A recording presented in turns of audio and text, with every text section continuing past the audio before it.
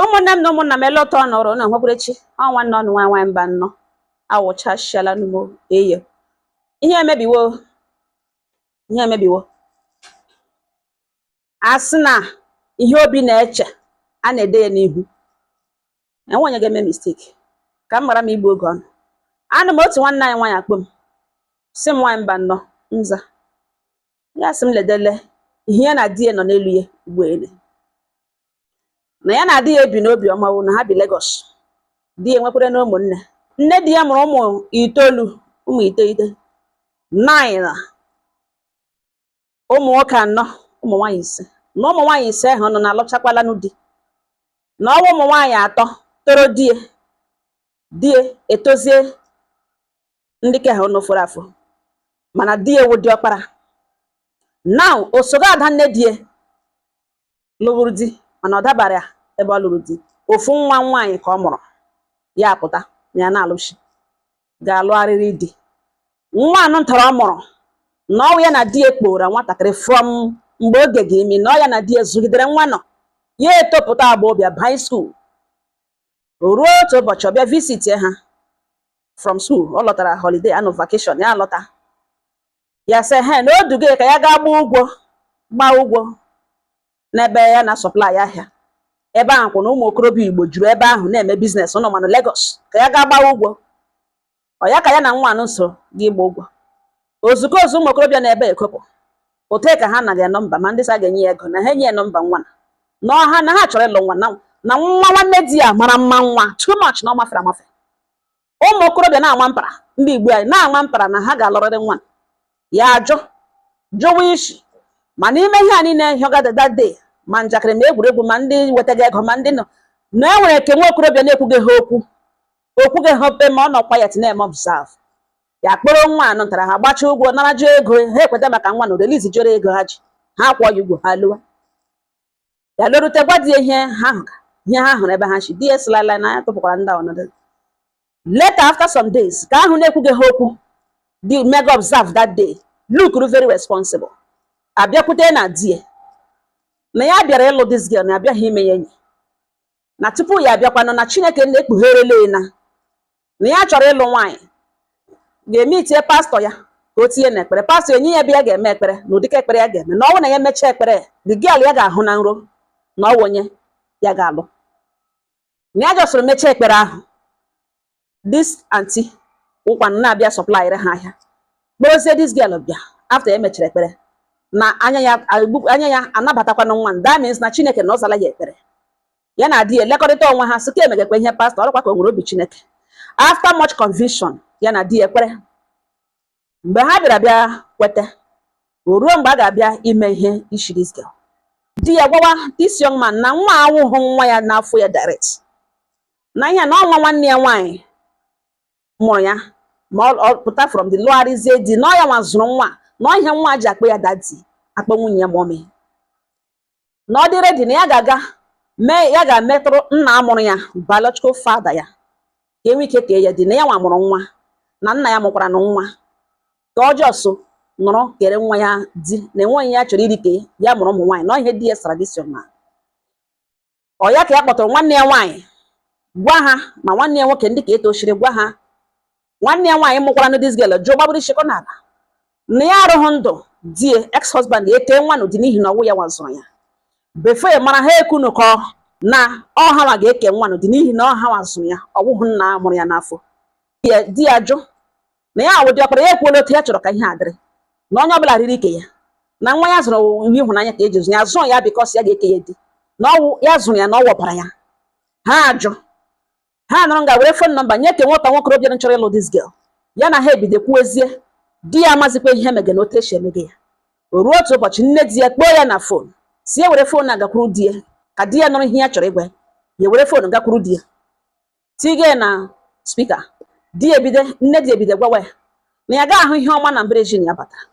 na ya ga-ata ahụhụ taka okwu mgbidi na ọ ga-adịrị ya na mma ebe ya gwaga di ya na-afụ elu di na-egwe na-etiga ọwa agba aghara n'etiti ụmụ ya na ya si beta a ga-efolo ya na-ajụ nne di sele ihe ya mere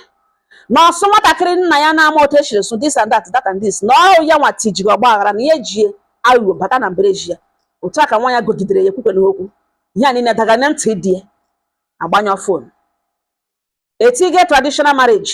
2 weeks na-abịa na agakwụcha ụgwọ isi nwatakịrị enwe onye gwara ya. Nobody told her husband na enwe onye gwara di ya. Otu aka ha shiri lụọ ya na di ya sị na o nsogbu anụ na ihe mere na-eme no problem. Nwa anụ ntara dụwa this young man dụwa di ya.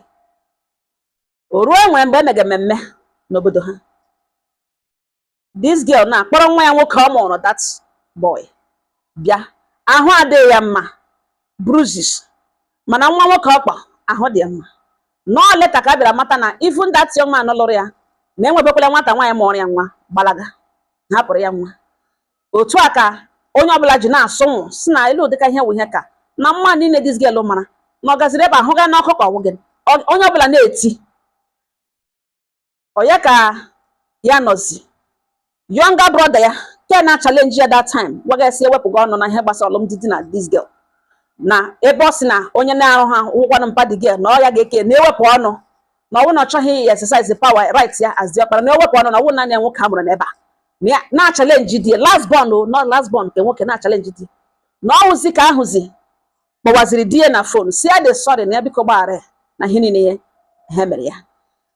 na ya biko na this girl na ọrụ ya ka o ji mere nna n'ọkwa ya ka this young man lụrụ ya bịara bịa meet thinking that ọwụ nna ya n'ọkwa ya wụ onye that young man ga-atụ nwa ụjọ na ya gbatara this girl ose enyemaka na that girl kwa nwụ die na ha dị very very sorry na ha ahụhụ this one coming na ha dị after wụ na mpa mụrụ ya agaghị abịa iri ebe ọ na-arụhụ mana ha ahụghị the danger ihe mega fata nwa onye nwere ọnụ oji agwa ya ihe this girl na-agabiga na the girl enwepụghị ọnụ ịkwara ya ihe na-agabiga biko intervene. Ọ si di ya kpọọ meeting. The young man dị very very surprised mgbe ọ bịara ịza di ya oku ọ kpọrọ ya hụzi mmadụ girl hụzi this girl na ya onwe ya dị surprised ya jụọ asị ọ gịnị kpatara this girl ji dị like this girl bịa gbaa ha ọnụ na-akụrị na-ebe akwa that na mgbe niile ka di ya ji akọ ya na ọ na-awụ di ya kọwa dota ya do ya gbarara shinapụ n'ike ya gbara ose gbakwuru mmanya chụọ achị azụ na ya lụrụ pụta lụgharị ọzọ ọ lụọ ha ka ugbo pụta ha na ọ ga-adị ka na enwere ihe oyi na ọ ga-ediwe that day ya lụ achara di ya ebido hegbuo ya gbakwuru ekwe landlord na ihe ọ na-agwa ya wụdo ọnkụl ya ka ewekwutere ya ọnụ ya tọrọ ya na ya adịghị na mma dị only ọnkụl ya nwere ike ịba mba ya sị ka elee ya na ka aha na ọ dị fa na okwu ya ga-egbu ya nga one day na anọ n'elu ya oke ịchụ nwaanyị ihe nwanne nwa anụ ntara ya zụrụ kọga n'anya mmiri mma ya wụkwanụ nwanne di ya n'ebe ọyọka ka ha shiri di ya shiri kecha ihe mere na jụwazie the young man ọ gịnị ka o nwere ikwu ya kọrọ gbago elu ya kọrọ gbadala di ya jụwazie nwa nwanne nwaanyị na ya sele ihe ọ chọrọ dị ga-esi ya na-alụghachi ya agwawa di ya agwawa dị ma sakwe na ihe o kwuru na ihe a na-aga ha tolerate wụ ụtọ ọsọ na-alụghachi ya bịa mara na ọ bịa nara ihe ọ kwụrụ marriage adịla over. Di ya this young man bidoro rịọwa ma ndị niile ndị dị iche iche na-arịọ arịọgidere di ya agwa the girl ngwa ka enyetụkwa ya a second chance na ọ na second chance zi ka enyere the girl ji hụzi nude nwa na-eme POS opposite ebe di ya na-azụ ahịa onye ọbụla ama di ya nwa Yoruba na-eme POS nude ya na chat ha ma video ihe ha abụọ ji agwarịtago onwe ha erigo onwe ha ụgwọ mbe nga ka this girl nọ send ahịa niile to mmanya forward kwụrụ ya nwa sa mommy na elekiri dele ọ ka na-akpọ mommy na mommy elekiri dele onye arịọtachara asụ gbara lekwe ka ya ahụ gbugbu ene ya na-ele nude this girl onye Yoruba ya gwa ya si ama this girl na ọ na-eme POS n'ihu ebe ụmụ okorobịa ya na-asọplai ra na ya ma this girl ya sị ọwụ yo gbe aha ya sị ọwụ ya ọya ka nwa anọ ntara buhere ngwongwo di ya rịọwa ya ajụ di ya gbapụ oso gaga gwawa landlord ha na nwunye chọrọ ile ya ma ya rịọkọtala ya na ọ wee obere esemokwu na nwunye achọghị ịnọ ozugbo landlord kpọrọ nwunye ụkwanụ nwa anọ ntara ya na di ya zụrụ di gele werezie ihe ya ọ hụrụ na fonu ji landlord so lekwe ihe a hụrụ na fonu di ya gụrụdele chat lekiridele ihe di ya na petoga lee ihe nwa agbọbịa sendịrị di ya nwata nwa agbọbịa dị gba ọtọ complete landlord elega ihe ga-efe n'isi were ihe fonu nye achị ya onye ya ọ na ya banye n'ime ụlọ si dị man ya sọt onwe mbata ha batara n'ime ụlọ this girl na di ya nara fonu ya smash ya n'ala ya zobiri ekwe di ya fonu ke smash ya ha abụọ jizi ịkpa fonu ọ ya ka o buru ngwongwo elu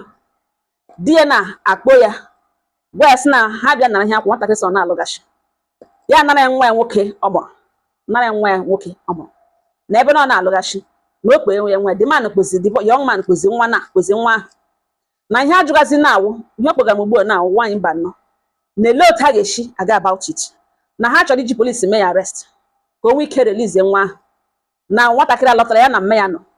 nke nwoke sị na ya ga-alọrịrị ọrịakọtala hụ na ọrịrị enweghị isi akpọ mitin ihe ọkọrọ gbago elu ya kọrọ gbada ala mana ihe na ọma ga-ewu na before ya smash fon nwunye na the girl the lady send kwere nne ya nude ihe a niile butere okwu ka ikpeazụ send kwara mma mụrụ ya n'afọ mgbe mme ya bịaziri the woman agba ha ọnụ na-ekwu otu oge nwoke na-eshi akparị ya agwa ya dasị na ọnụ ha n'ọbara na ọlụọla gbapụta na nwa ya ga-agbapụtakwa mgbe na-adịghị anya ma ọ bụrụ na ewepụ ha ọnụ na famili ya na mgbe na otu akọ na-eshi egbu nwa ya na ọ dịla ka ọ ga-adị na chọzi nwa ya ebe ahụ ebe endịala okwu na ha na-ekwuzi okwu ya wụ nwa ọ narị nwa nwanne ya nwoke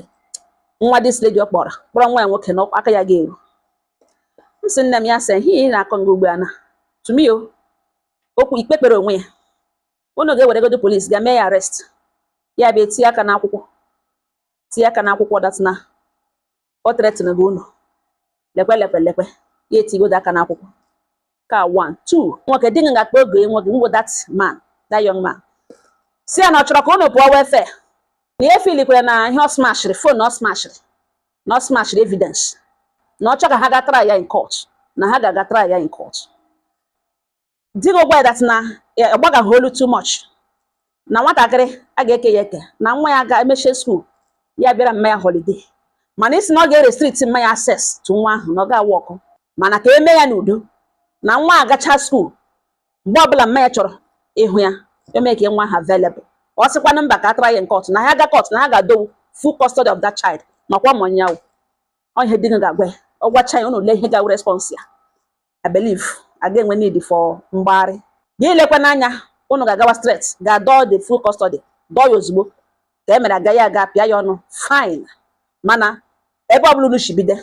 mmeri ga-awụ nke unu n'ihi na ya wụ nwata nwoke ji obi aghụghọ bịa ihe ndị a niile o mega ma pictures esendere pastọ ya na-eburu ya mma ọhụụ that one the woman asị na o mechara bịa conference na enweghị pastọ were that na ihe awụ strategy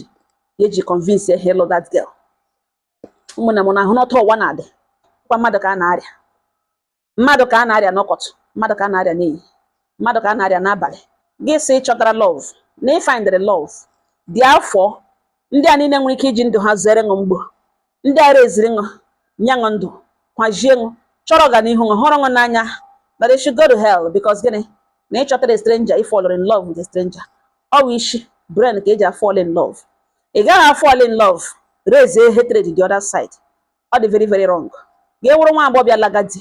emene na ụmụnne ṅụ ma ụmụnne ṅụ ndị ka ihe mana enweghị ọjọọ ha mere ṅụ gị gbadara ha azụ because gịnị ịlagadi n'ihi na a na-abịa n'otu ụbọchị mgbe o so ga-achụ nwaanyị ajụwa ese ele ụmụnna ya ọ dị very very important ewuru nwa agbọghọ nọ ngana kpachapụ anya ọ na-ahụ na ụmụnne m ọhịa m si mabịa gbotere ọnụ ọ ga-agụkwa kọmentị ọnụ ndị na-ewucha ka e were ṅomiri ka ahụ ihe mere onye ọzọ were ya mee gịnị mụrụ akụ dịka m na-agụ ya ka uri mgbe niile na ụlọ were ihe mere onye ọzọ mụrụ akụ ọ ngọ ha nọ m n'ọnụ udo dịrị ọnụ